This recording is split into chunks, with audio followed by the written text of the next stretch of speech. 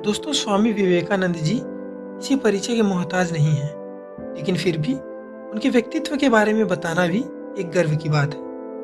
स्वामी विवेकानंद जी को लोग नरेंद्र नाथ दत्त के नाम से भी जानते हैं।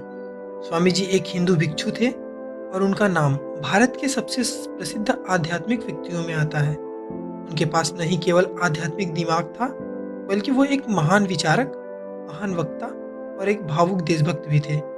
उन्होंने हमेशा गरीबों और ज़रूरतमंदों की मदद की और समाज भलाई में अपना सब कुछ समर्पित कर दिया। उनके द्वारा कहे गए एक एक शब्द युवा के लिए जागरूक और आत्मनिर्भर बनने के लक्ष्य बन गए। उनके व्यक्तित्व को जानने समझने के लिए कई पुस्तकें कम पड़ जाएंगी, इसलिए आज हम उनके जीवन से जुड़े 3 प्रेरक प्रसंग जानेंगे जिनसे हम बहुत कुछ सीख सकते हैं।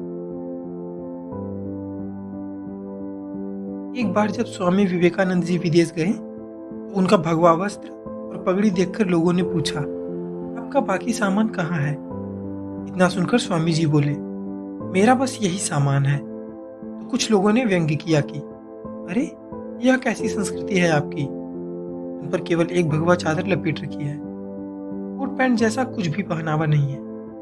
इस पर स्वामी विवेकानंद जी मुस्कुराए और बोले, हमारी संस्कृति आपकी संस्कृति से भिन्न है। आपकी संस्कृति का निर्माण आपके दर्जी करते हैं, क्योंकि हमारी संस्कृति का निर्माण हमारा चरित्र करता है।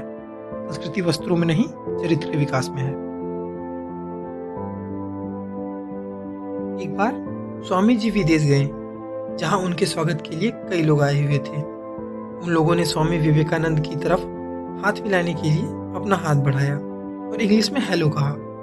इसके जवाब में स्वामी जी ने दोनों हाथ जोड़कर नमस्ते कहा।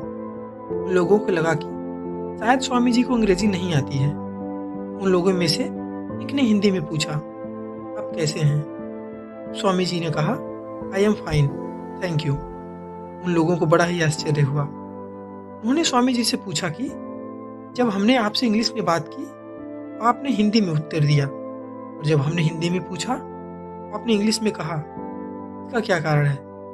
स्वामी जी ने कहा, जब आप अपनी माँ का सम्मान कर रहे थे तब मैं अपनी माँ का सम्मान कर रहा था, और जब आपने मेरी माँ का सम्मान किया तो मैंने आपकी भी माँ का सम्मान किया। यदि किसी भाई बहन को इंग्लिश बोलना या लिखना नहीं आता है, उन्हें किसी के भी सामने शर्मिंदा होने की ज़रूरत नहीं है, बल्कि शर्मिंदा तो उन्हें होना चाहिए जिन्हें हिंदी नहीं आती, क्योंकि हिंदी ही हमारी मातृभाषा है। हमें तो इस बात पर गर्व होना चाहिए कि हमें हिंदी आती है। एक बार एक विदेशी महिला स्वामी विवेकानंद के समीप आकर बोली, मैं आपसे शादी करना चाहती हूँ। इतना सुनकर विवेकानंद बोले, क्यों? मुझसे क्यों? आप नहीं जानती कि मैं एक सन्यासी हूँ? औरत बोली, मैं आपके जैसा ही गौरवशाली, सुशील और तेजमयी पुत्र चाहती हूँ, और वो तभी संभव होगा जब आप मुझसे विवाह करेंगे। इतना सुनकर विवेकानंद बोले, हमारी शादी तो संभव नहीं, परंतु हाँ, एक उपाय है। यह सुनकर औरत ने पूछा कि वो ऐसा कौन सा उपाय है? विवेकानंद बोले, आज से मैं ही आपका पुत्र बन जाता हूँ। आज से आप मेरी माँ बन जाओ, आपको मेरे रूप में मेरे जैसा बेटा मिल जाएगा। औरत विवेकानंद के चरणों में गिर गई और बोली, आप साक्षात ईश्वर के रूप हैं। एक सच्चा पुरुष वो होता है जो हर नारी के प्रति अपने अंदर मातृत्व की भावना उत्पन्न कर सके। दोस्तों, आशा करता हूँ आपने स्वामी जी के जीवन के प्रसंगों से बहुत कुछ सीखा होगा। अगर आपको हमारी ये वीडियो अच्छी लगी तो इस वीडियो को लाइक और शेयर जरूर करें, और ऐसे ही और वीडियो देखने के लिए सब्सक्राइब कीजिए हमारे चैनल माइंड थेरेपी हिंदी को। धन्यवाद।